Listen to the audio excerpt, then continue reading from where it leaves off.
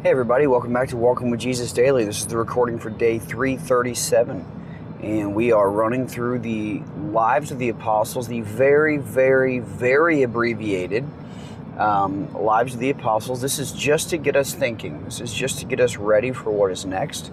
We have finished an incredible year, a year that started with the words that Jesus said that we're supposed to pray for workers for the harvest, and then to go through and kind of take a deeper look at our own faith. And then once we decided to take a little deeper look at our own faith, hear the words of Jesus, the words that said, repent for the kingdom of heaven is at hand, the words that said, come and see, the words that said, follow me. And by looking carefully into these words, we have decided or didn't decide that we were going to follow Jesus after his baptism into the wilderness for 40 days and 40 nights of testing. That was a very trying time. We did that. Some of you did not. Some never made it through that. And that's okay. That's okay. There will be another time. This recording will always be around. At least until someone destroys it, I guess. So the timing isn't always perfect in our lives. Sometimes we're just flat out not ready. Sometimes we are. And if you made it through that 40 days and 40 nights, we then went into the life of Jesus from the beginning.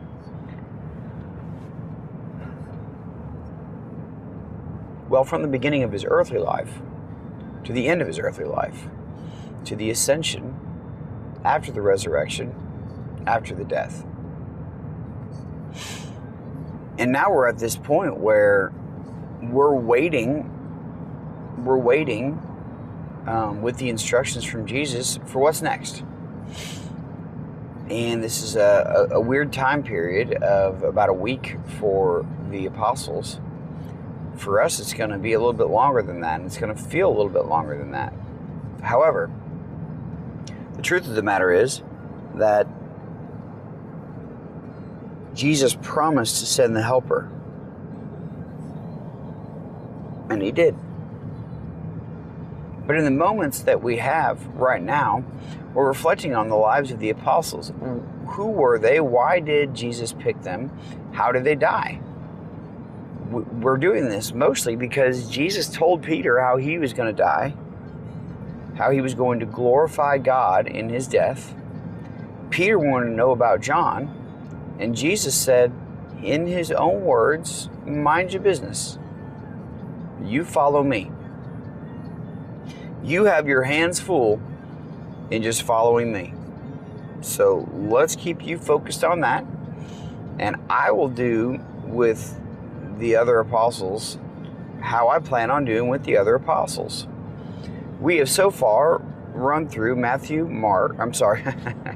just a habit. Matthew, right? Was one of the latest with Simon the Zealot. We've run through Philip and Nathaniel because they kind of go together. Peter, Andrew, James, and John. And as we continue on this list of people, some are better known than others, and some are less known than others. But today we're going to talk about Thomas. Thomas gets a bad rap, known as Doubting Thomas, is what everybody calls him. One of my absolute favorite verses of Thomas was when Jesus is to return to Bethany to raise Lazarus from the dead. And they just narrowly escaped, I believe, being stoned or trying to be put to death in Jerusalem. And they kind of got out of there. But Bethany is only a couple miles from Jerusalem. And they were like, we can't go back to Bethany. Were you not just there? They wanted to kill us. And Thomas basically said, we'll go with you, Lord. And if we die with you, we die with you. And I think it would have been easier for the apostles to have accepted death with Jesus than to have had to know that Jesus was going to die or watch him die, and then they themselves have to live. have to live out a life of wonder. Jesus put that to rest by resurrecting and appearing to them, but he did not appear where Thomas was the first time. He appeared where Thomas was the next time. And Thomas told the apostles, I'm not going to believe. It doesn't matter what you say unless I see him myself and put my hands in his nail spots and in his hands, and unless I can touch his side, I won't believe. Flat out won't believe. I don't care what you say. I don't care whatever. I have to see it for myself. This was a great lesson for all of us. It was not done on accident. It was done on purpose. Jesus knew when to appear. He could have appeared at any time, right? He appeared when Thomas was not there. He did not do this on purpose to what do they say? Throw shade or whatever on Thomas. It was for a lesson for all of us. See, we don't get this luxury that Thomas got.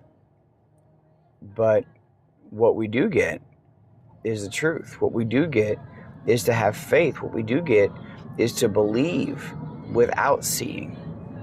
That's faith. That's faith. We have to remember that Thomas's faith in Jesus after he saw him was enough to send him traveling to Syria and to Iraq preaching the gospel. It says that he eventually ended up in India. What is this? Where the Marthoma Christian tradition, which I don't know what that is, Marthoma, Christian tradition, considers him to be their founder. They say that Thomas died by stabbing at the hands of 4 soldiers. Now, true or not, I don't know. What this tells us is that the